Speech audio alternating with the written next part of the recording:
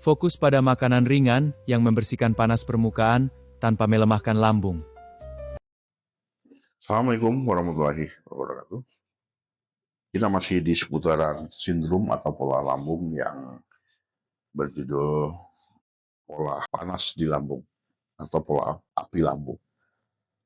Baik, sebelum kita masuk ke topik ini, tapi ini akan lebih menjelaskan tentang pola makan yang disarankan untuk permasalahan panas lambung versus api lambung.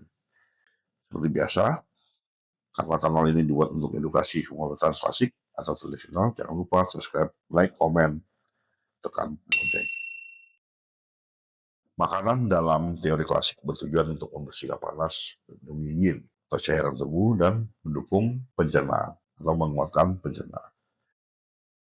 Secara prinsip umum, makanan harus menghindari makanan yang bersifat panas, seperti rasa pedas, goreng-gorengan, ataupun alkohol. Makanan harus dipilih yang bersifat dingin untuk menetralkan panas yang ada di lambung. Konsumsi sedikit tapi sering. Hindari makan malam hari agar lambung tidak terlalu lelah dalam mengolah. Berikut ini adalah rekomendasi yang disarankan untuk konsumsi makanan untuk permasalahan panas lambung.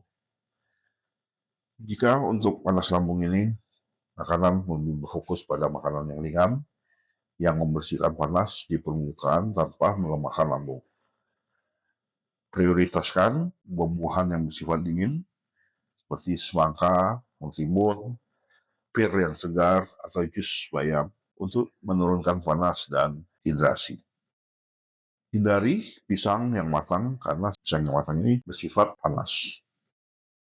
Sayuran dan sup, kita bisa membuat sup labu siam, kol atau brokoli yang dikukus. Kita juga bisa buat minuman teh hijau untuk membersihkan panas lambung. Dan apabila untuk makanan yang fermentasi ringan seperti tempe atau yogurt, probiotik boleh kita konsumsi untuk mendukung organ limpa. Ayam rebus, ikan salmon atau tahu dapat digunakan pengganti daging merah yang bersifat panas. Tetapi hindari telur ayam karena telur ayam bersifat panas. Untuk minuman air kelapa muda, susu almond yang dingin, atau teh jasmine dapat digunakan untuk meredakan dahaga tanpa meningkatkan rasa panas. Batasi karbohidrat yang berat seperti roti putih. Nah, dapat kita berikan contoh untuk menu harian. Untuk sarapan, bolehlah kita menggunakan oatmeal dengan pir, ditambah teh hijau. Nanti siang hari, kita bisa menggunakan sup labu siam, ditambah ikan yang dikukus. Terus cemilannya boleh buah semangka. Untuk malam harinya nanti, kita bisa menggunakan atau mengkonsumsi salad mentimun, ditambah tumisan tahu. Ini semua menu-menu makanan yang dapat atau mengimbangi panas di lambung. Sementara untuk api lambung atau WHO, makanan harus lebih ketat karena panas lebih dalam dan kecenderungan merusak cairan. Gunakan makanan yang sangat dingin untuk memadamkan api, seperti buah-buahan yang dingin, diantaranya adalah pepaya, nanas, atau jus lemon untuk membersihkan panas dan pendarahan. Boleh kita mengkonsumsi es campur jelly dari biji chia atau hidrasi ekstra. Sementara sup dan bubur millet dengan bayam atau sup jamur shiitake untuk menenangkan api dan melindungi diri. Hindari sup kaldu sapi yang cenderung lebih bersifat panas. Telur bebek, udang atau sejenisnya, dia merupakan sumber protein dingin. Batasi daging merah secara total. Minuman bisa kita buat teh licorice untuk menenangkan lambung atau air jahe dingin untuk mengurangi iritasi. Hindari soda atau minuman yang manis. Nah, menu makanan yang bisa dijadikan contoh seperti sarapan pagi bisa menggunakan bubur millet dengan pepaya. Terus makan siang membuat sup jamur ditambah udang kukus. Boleh cemilannya kita gunakan yogurt yang dingin. Nah, untuk makan malam, kita bisa membuat sup ayam ditambah lentil.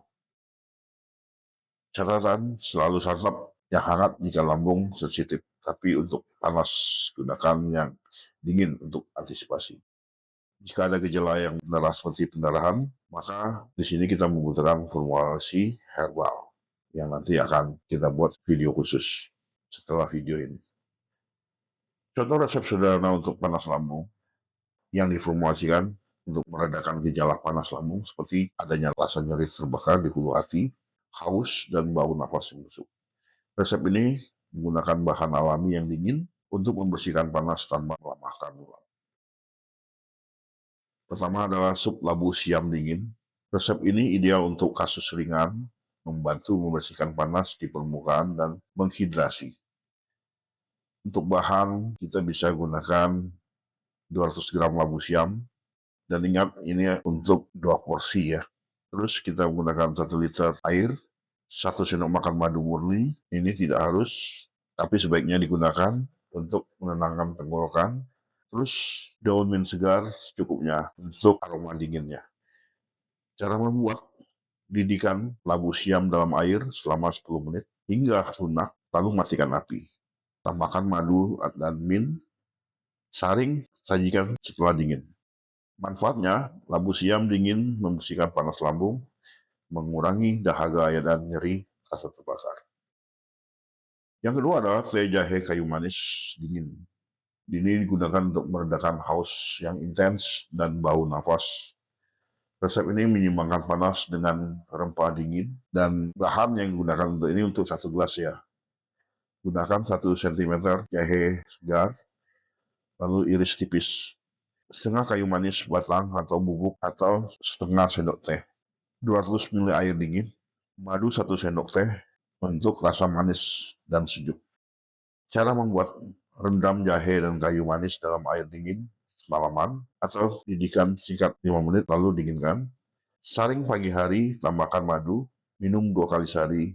Manfaatnya, kayu manis dingin melindungi lambung, jahe menenangkan pencernaan.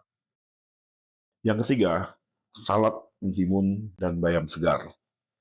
Ini cocok untuk pola makan harian yang membersihkan panas yang muncul dari dalam tanpa membebani lambung. Bahan dapat kita gunakan untuk 1 porsi. Kita dapat menggunakan 1 mentimun yang diiris tipis, 100 gram bayam segar yang dicuci bersih, setengah apel hijau potong dadu, lalu 1 sendok makan minyak zaitun, terus jeruk nipis setengah buah. Cara membuatnya, campur semua bahan, taburi jeruk nipis, simpan di kulkas 30 menit sebelum makan. Manfaatnya adalah mentimun dan bayam dingin, menetralkan panas, dan mendukung eliminasi racun. Konsumsi 1-2 porsi per hari, hindari makan malam. Jika gejala parah, gabungkan dengan akupuntur, berikan rangsangan pada sisik ST6 untuk menguatkan lambung. Demikianlah topik ini dapat saya jelaskan. Terima kasih atas perhatiannya.